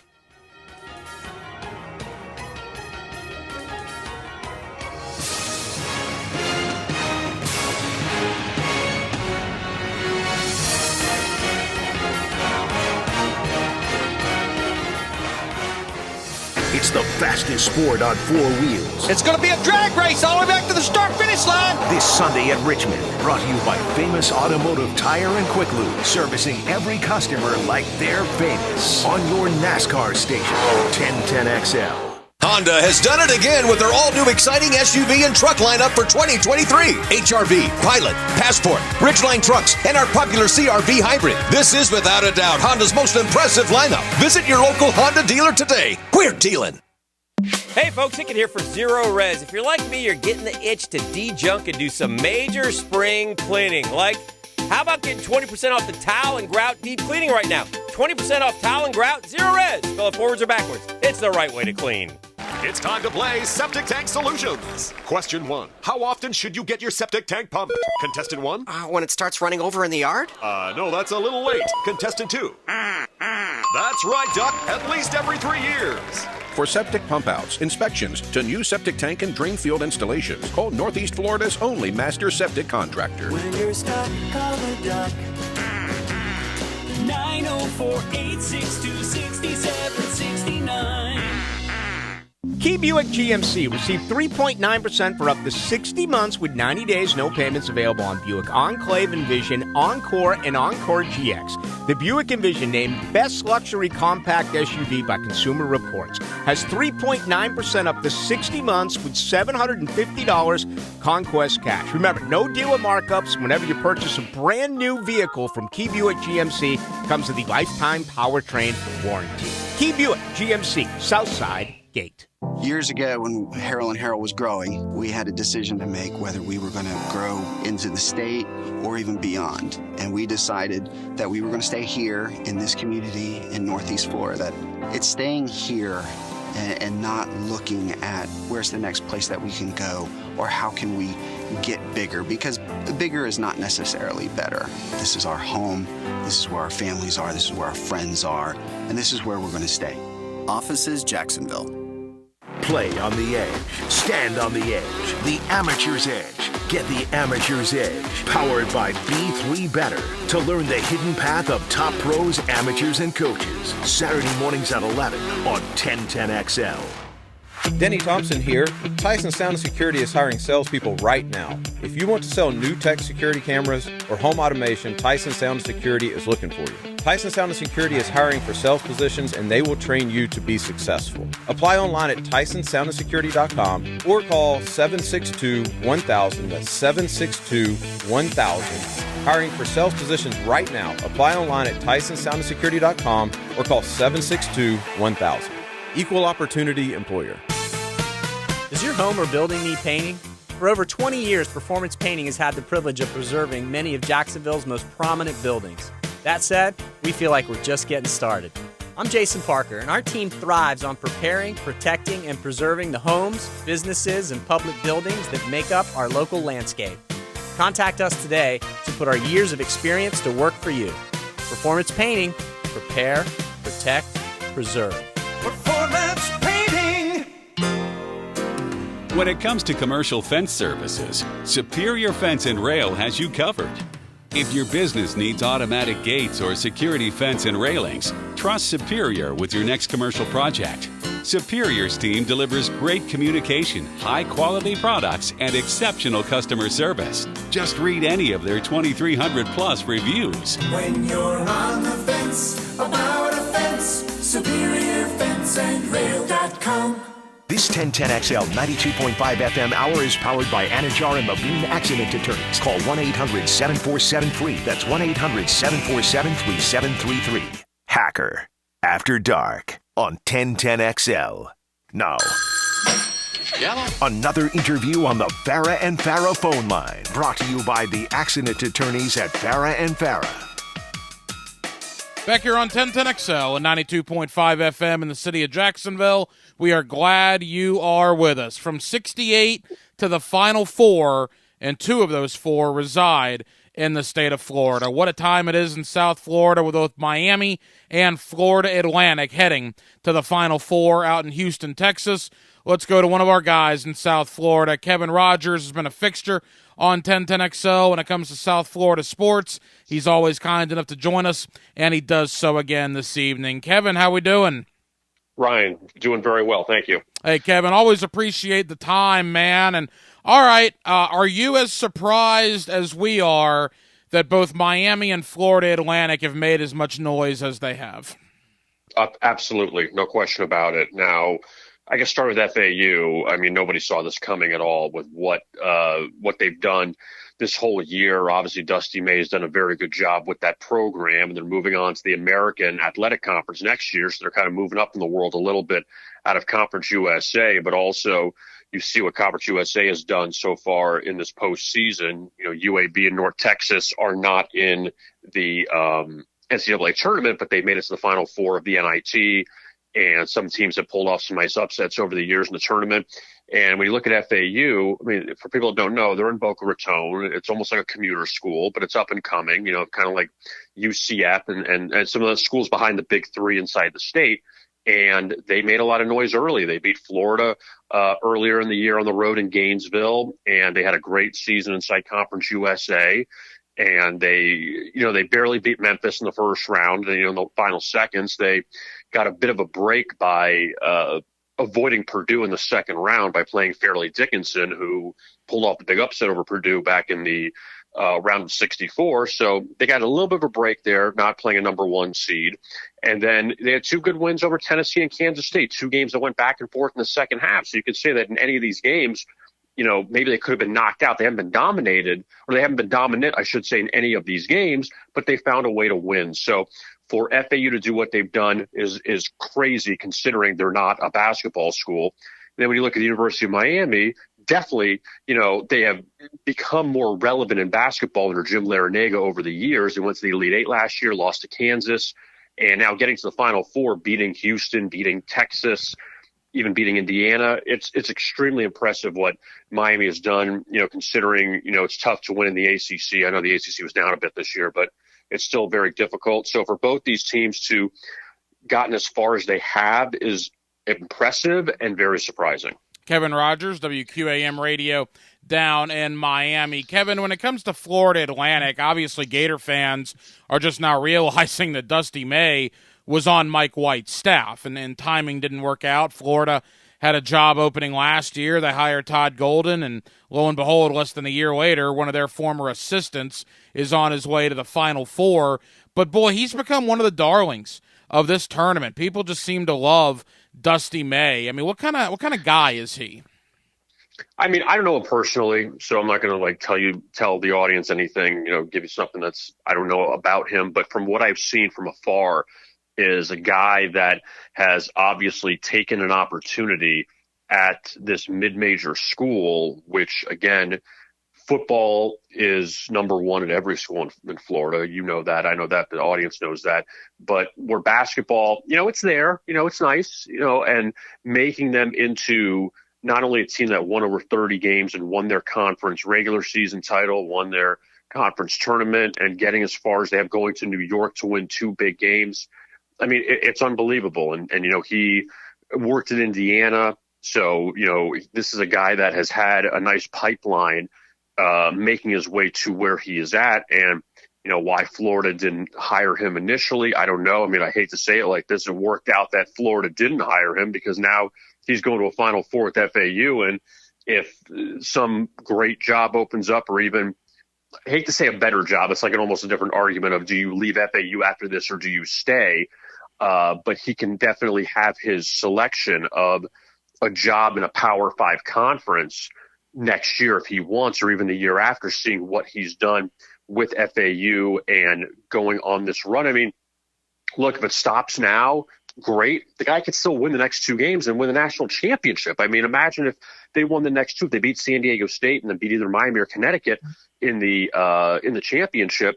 Then what? I mean, then you say, do you bail to go somewhere else, or do you say, look, we could turn this into something at FAU, considering Florida is a little down. Florida State had a down season. UCF was in the NIT. Miami obviously has gone very far, but we could be a force in the state of Florida. So it's very interesting to see how he's going to handle it, but he definitely is on top of the world right now, being in the Final Four. Kevin, understanding that South Florida is vast and you're covering a lot of teams and a lot of sports. I know you do a lot of work with the Florida Panthers, so I'm not asking for an X's and O's breakdown of how they got here, verbatim, but this is a team that's been to 2 NCAA tournaments. Their last one was in 2002. This is their second one, and they're like 35-3 this year. I mean, how did they do this season? Because they're incredible to watch. Dusty May put together a roster that somehow here's what it is. Okay, you say don't break down X's and O's and all of that. I think with what we have seen with college basketball, people will argue either for it or against it. With all this transfer portal, all the NIL, all these different things. I'm not saying the kids at FAU got all this money to go there. I mean, that's not what I'm saying. But it's not a big deal anymore to go to Kentucky. It's not a big deal to go to Duke and Kansas. People can go anywhere they want and be successful. That's the key, is that you don't have to go to 5 or 10 schools to be successful and be on the map for the NBA draft or your future or whatever it is. You just want to go somewhere you want to play. And there's probably less pressure at some of these schools, where if you go to FAU or, if you go to one of these mid-majors, you don't have the pressure of being at Kentucky, where it's like, oh my God, the world is on you and all the fans are on you. So I think that there are a lot of talented players.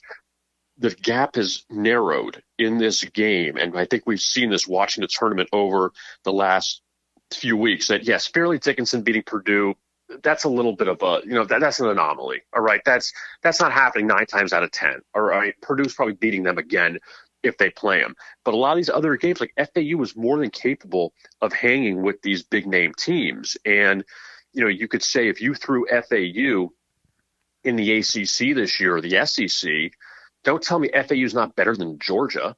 They're not better than South Carolina and some of these other teams that were just not good in these conferences. They're more, and we see that in football too, in college football, where you have a team like that. It's like, throw them in one of these conferences, they could definitely compete. FAU can 100% compete in these conferences. It's just we're looking at the name and saying, oh, wow, that's so crazy what they're doing, when it's not. They won 30-something games. It's not a fluke. They just have found ways to get players down there, buy into it. Dusty May's a good coach, and this is where they're at. So I think that FAU has done a good job. And the college basketball game has just changed. And I think it's changed for the better, where there's more teams with opportunities to win, as opposed to what it used to be, where we only saw the big name teams.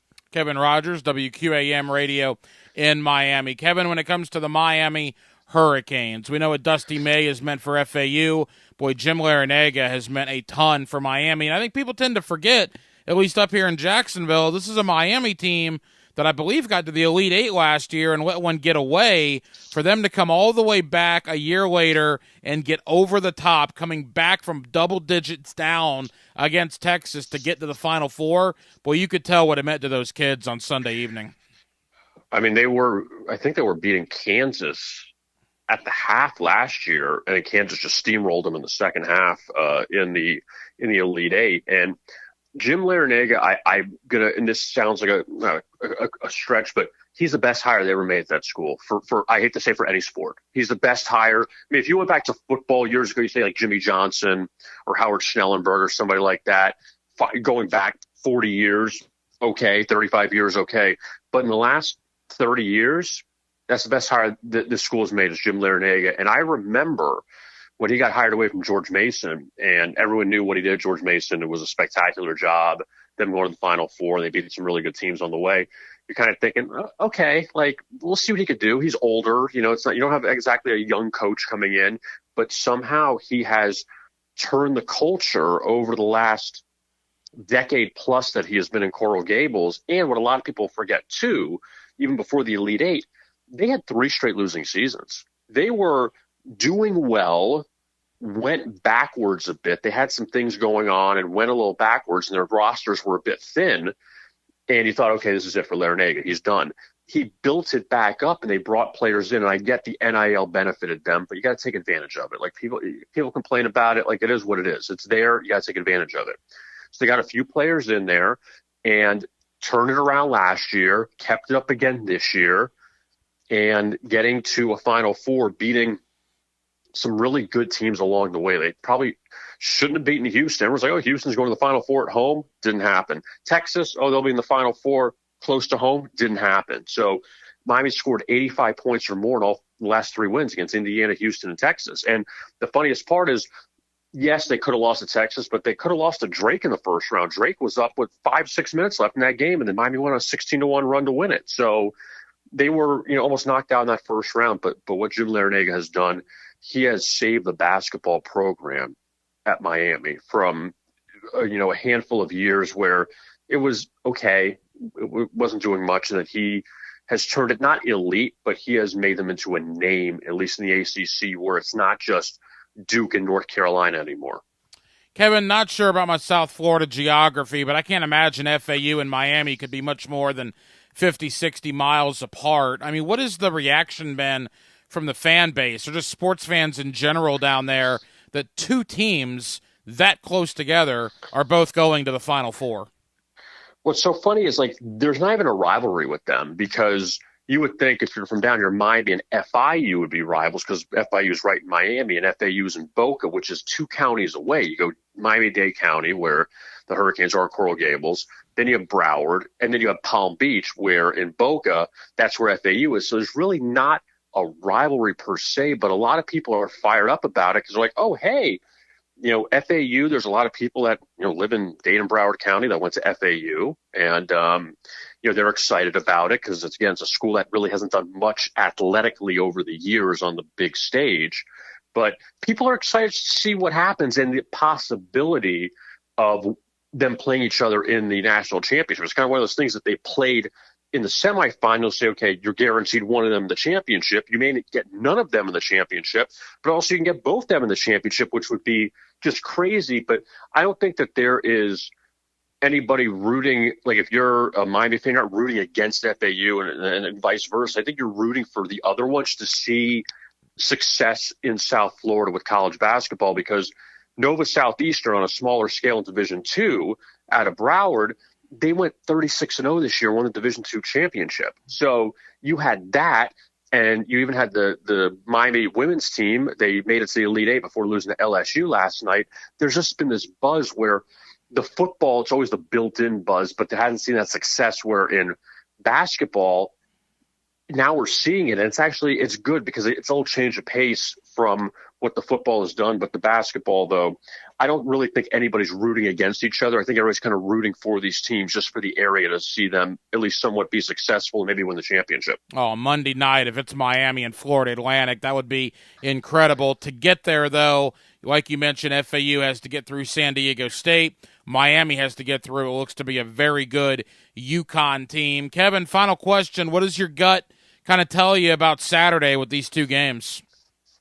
With all that being said, I think both of them lose. I think San Diego State will beat FAU, and I think that Connecticut they're a runaway train right now, what they've done, beating up Gonzaga the way they did on Saturday, and I guess it is a little recency bias. You say, okay, well, Miami can hang with them after, UConn's got to take a step back after the Gonzaga game, but UConn's playing so well, and Miami hit 2 3-pointers against Texas, hit a lot of free throws. They were down 13. They were dead in the water before coming back. So it's tough. It really is. Can Miami pull it out one more time? Can they, against one of these big-time teams, even though UConn was a 4 seed, UConn's better than the 4 seed.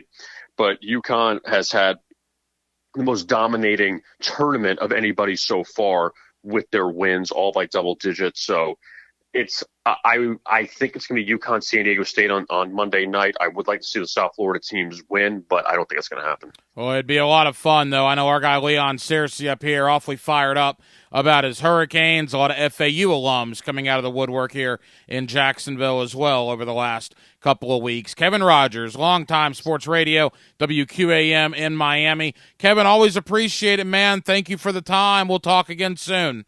All right. You got it, Ryan. Thank you.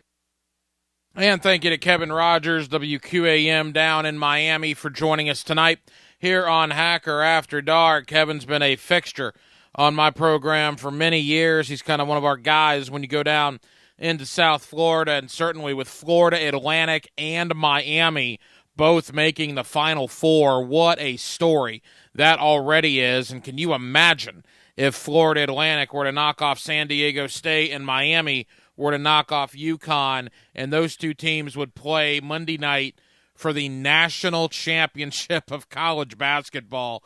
Boy, that would be one of the big nights in the history of South Florida sports. Well, that'll just about do it for what has been a very busy Tuesday night edition of Hacker After Dark. And for Rick Ballou the rest of the week, thank you guys for hanging out with us tonight here on 1010XL and 92.5 FM. We got a lot of people to thank. Again, Kevin Rogers, QAM Radio in Miami. Thank you to my friend Jeff Kerr, CBSSports.com, covering the National Football League. Enjoyed talking Jaguars, AFC South, Lamar Jackson, and more with my man Jeff Kerr of CBS Sports.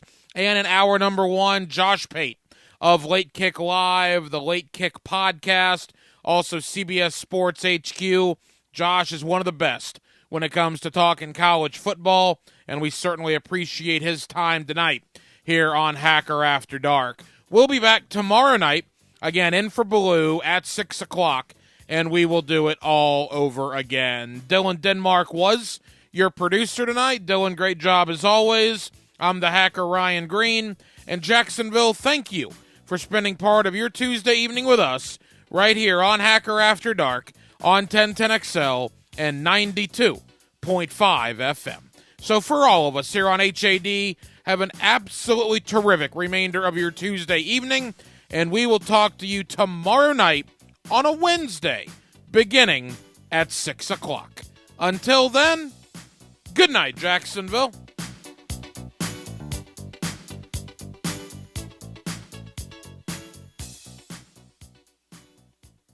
Key Buick GMC received 3.9% for up to 60 months with 90 days, no payments available on Buick Enclave, Envision, Encore, and Encore GX. The Buick Envision, named Best Luxury Compact SUV by Consumer Reports, has 3.9% up to 60 months with $750 Conquest cash. Remember, no dealer markups whenever you purchase a brand new vehicle from Key Buick GMC. Comes with the lifetime powertrain warranty. Key Buick GMC, Southside